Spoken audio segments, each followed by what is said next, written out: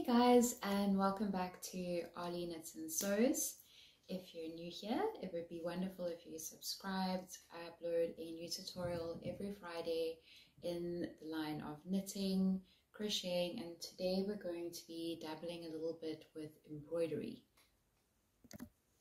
So recently I had a client come to me with a jersey that was unfortunately a little bit torn. It had gotten ripped while out jumping over a fence or something like that, and it's a very beloved jersey, and he asked me if there's any chance I could embroider a little pattern over all of the torn parts.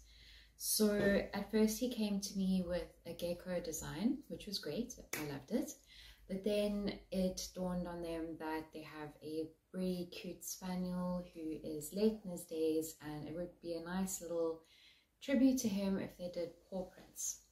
So I went on the internet and I looked at a few different paw print embroideries, and I came up with a very basic one. And what I've done is I've embroidered paw prints all over the rip marks on the jersey. So we're going to go through today how I did that and how you can do that too. Things you are going to need are obviously a garment that has been torn. This particular jersey is machine knitted, it's not hand knitted, so putting it back together was pretty basic, and I'll go into that just now. So yeah, just going to mention that quickly. One torn garment, a pair of sewing scissors, the embroidery thread of your color choice. This gentleman has picked one that matches in with some of the navy blue in his jersey. If you can get a hold of a pair of embroidery hoops, that would be helpful, but it's not crucial. It just makes things a little bit easier, because what you do is you pop it into this piece and then you've got full dexterity of that piece of the fabric. So it just makes it easier to maneuver around, but if you don't have a pair of these or you can't get a hold of a pair, that's perfectly fine. An embroidery needle, so basically that's just a little bit on the thicker end. Let's see if I can show it to you. The finger for scale. It's just basically a very large needle. I used this in the last video, how to make slipper socks. So that's what we're going to use. And then if you can grab a hold of a Koki, a marker, or a Sharpie, whatever you call this in your country, you're going to do this, you're going to need this to outline the pattern on the garment. Okay, you can see over here I've got a little hole. I had some much bigger ones that I sadly already fixed up, but we're just going to work with that little hole at the moment. So if you are simply mending the hole and you're not also embroidering over it, then what I would recommend to you is to find a thread that matches the thickness of the wool. In this case, because this is machine knit, the wool is actually very, very thin, and I can just use a regular, very thick thread. But if you have a jersey, I would recommend, or hand knitted jersey, I would recommend trying to find a wool that is the same thickness, or a thread that's the same thickness, but you're gonna want to try and blend it in. I don't have a thread that's the exact shade of this jersey, but that's actually not very relevant because we're going to be putting these little embroideries over it anyway. So I've just grabbed one that is as close as Dammit, and we're going to unwind about 1 meter of this thread, and we're going to feed it into a needle that is appropriately sized for the thread. This doesn't have to be your embroidery needle, but it can be if you'd like it to be. I pretty much always will feed the end of the thread all the way through to the other end, like this, and then join them together there in a little knot. I just prefer a double thread. I don't know if anyone else likes their threads to be single, but I just find a double thread's a little bit more robust. It's stronger, it's sturdier, it's more likely to last. and with the thickness of this wool and the thickness of this thread, it just works out perfectly if I double it up. So we thread it, you can just line them up, rotate it around your finger like that, and then literally just rub those two ends together. Between your fingers and your thumb, just rub, rub, rub, rub, and then take your nails and you yank it, you pull it like that, and it will create a little knot. You can just go ahead with your nails and just yank on it a few more times and make sure that that knot is secure. And we're going to go in from the back end now. So going in from the wrong side, I'm going to take my needle and I'm going to take it into this area over here. And what we're going to do is we're going to pick up all the stitches around here and we're going to start at the one side. So let's say we start over here.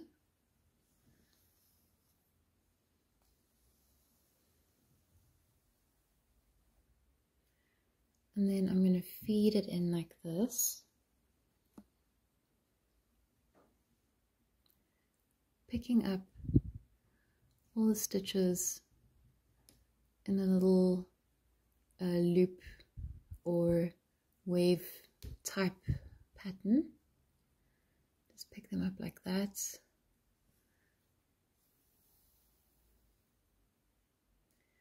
And then weave your way back down the next line. Like so.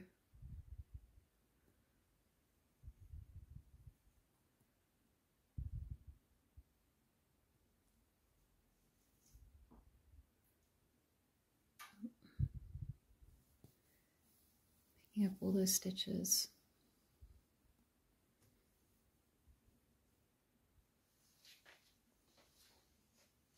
And then we're going to go in now to the affected stitches. So I'm going in, start there.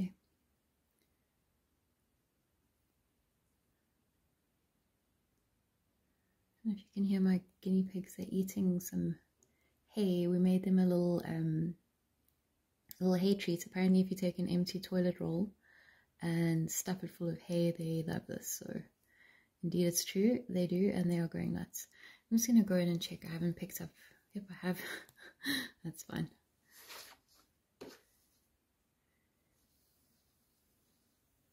Alright, we can probably do that one more line.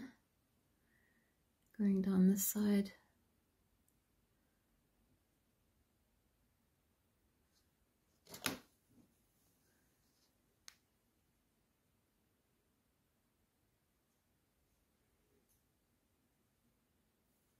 These are such teeny tiny little stitches. It's kind of hard to do this without holding it close up to me because I've got a camera obviously between me and the jersey right now. Alrighty, and then what we're going to do is we're going to weave now in a horizontal fashion this way. So we're just going to pick up the stitches like this.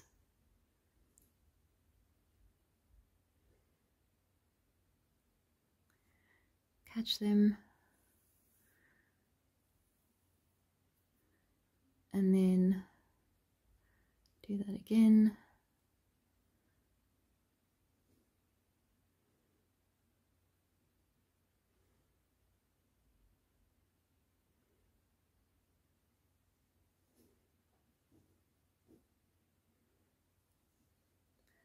And we're going to do that all the way till we get to the top here.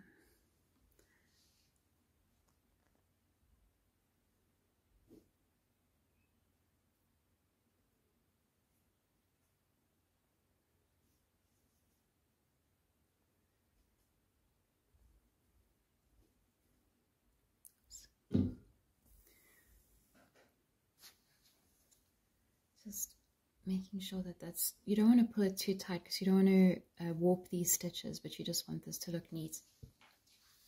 If this thread was the same color as the wool that I was using, you wouldn't see it, but in actual fact it's really perfect that it's not, because now you can see it for this demo.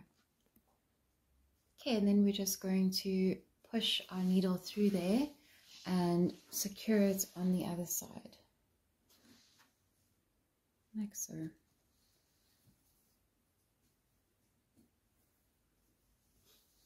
Take it through like that, and you're just going to make a little knot on the other end to make sure that this doesn't come through.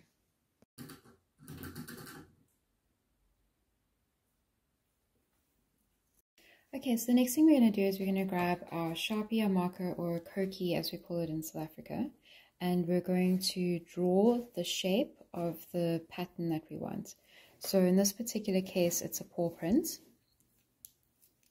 Maybe for someone else it's a flower or a heart or whatever tickles your fancy, but we're just going to go with a little paw over here.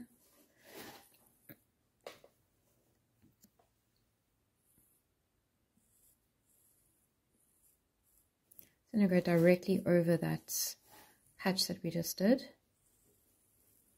like so. A couple of beans,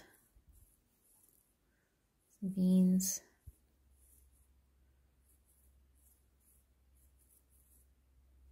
bean. And then we're going to go ahead and grab our embroidery hoop. So you take the part with the adjustable bit here. For me, I'm going to need a hair elastic because once it goes through the back end, this is very thick and this actually does not join. So I'll show you what I do about that. So I'm going to take the circular part and I'm going to feed it through the back, just around there. Let's capture the whole paw. And the top part fits nicely over the top, like this. You can push it out a little bit so it's sort of popping. And then you take your hair elastic. I just use pieces of old stockings for my hair, guys. Sorry about that. Hope that's not weird. Probably is. Oop. And you just secure this.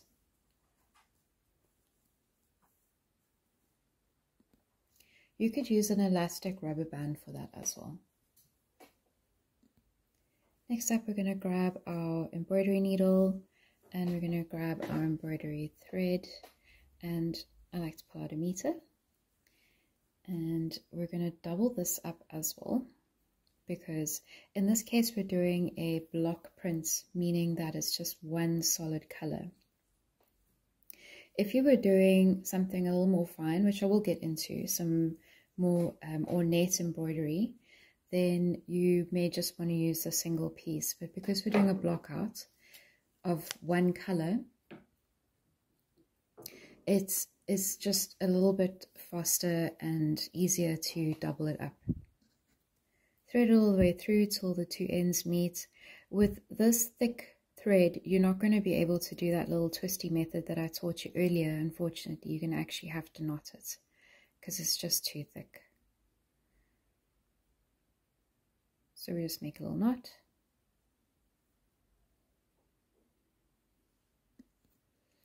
Okay, we got a knot, and then we feed it through the back. And what we're going to do first is create an outline of this marker around here with the thread.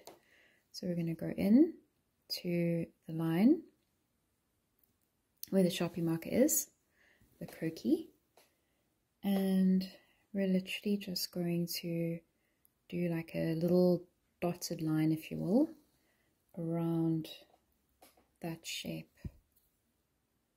like this.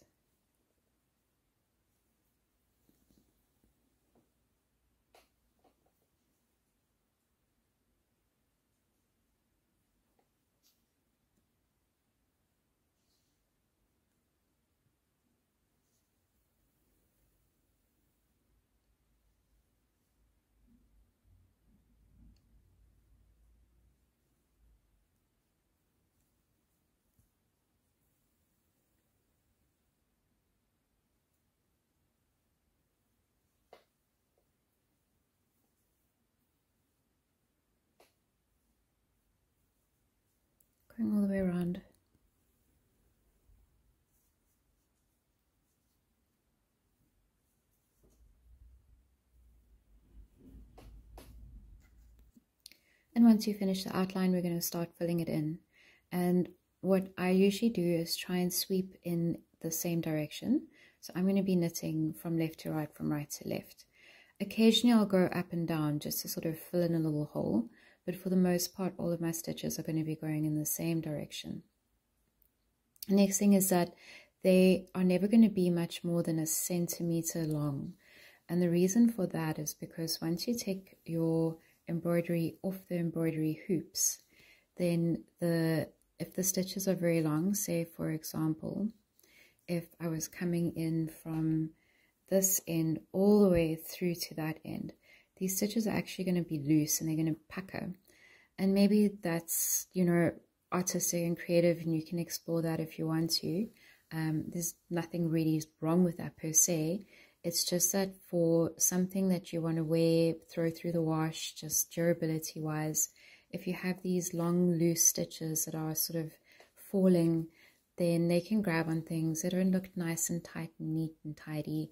So it just, for me, makes a bit more sense to keep these stitches as tight as possible. And the way I do that is to keep them no longer than 1 centimeter in length. So what I'll normally do is I'll sweep up like I'm doing now in little horizontal stitches, and then I'll go back and I'll fill those in, and I'll basically fill in section by section.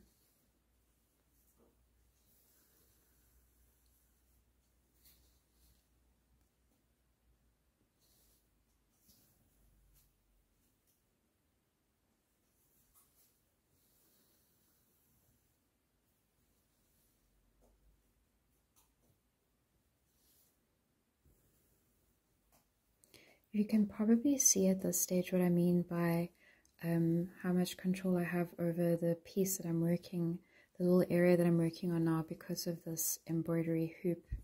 I can sort of just hold it, manipulate it, and move it around. It's a lot easier to work with. It's not crucial. It's not like I can't do this without the hoop. I can, and you can, but it's just a lot easier to do it with a hoop. I mean, they also just look so cool, right? So vintage. Always loved embroidery hoops.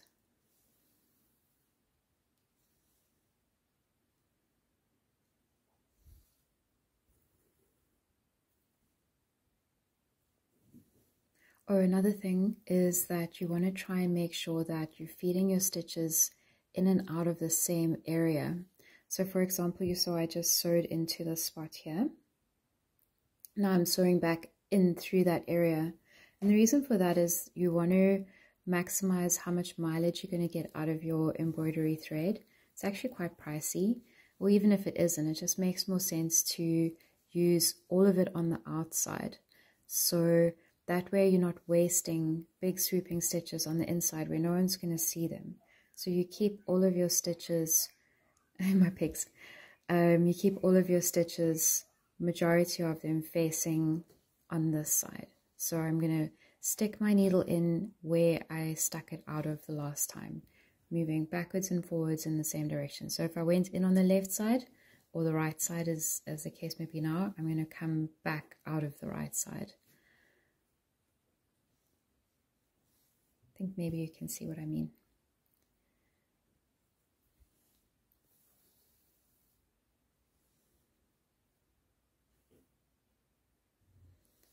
I'll often then also just come out with, when I'm filling in like I'm doing now, out on the outside of this borderline, just sort of blend it in nicely.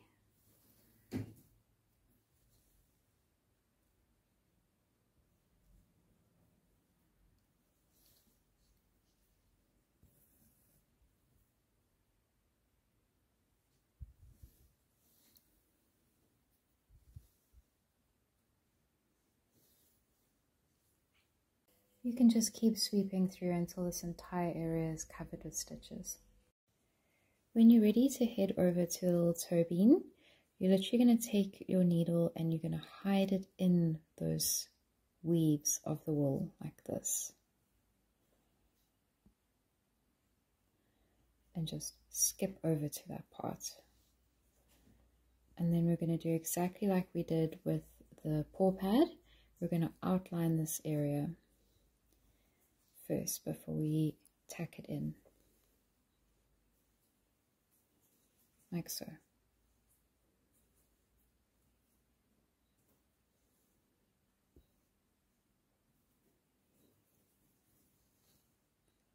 Then we're going to fill it in, and we're going to do exactly the same thing with the other 4 beans or 3 beans.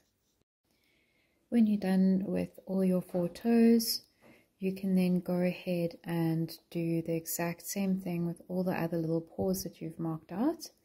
And when you're done embroidering all your little beans and your toes and your paws, I'm going to show you how to tidy up the back where all the ugly stitches are.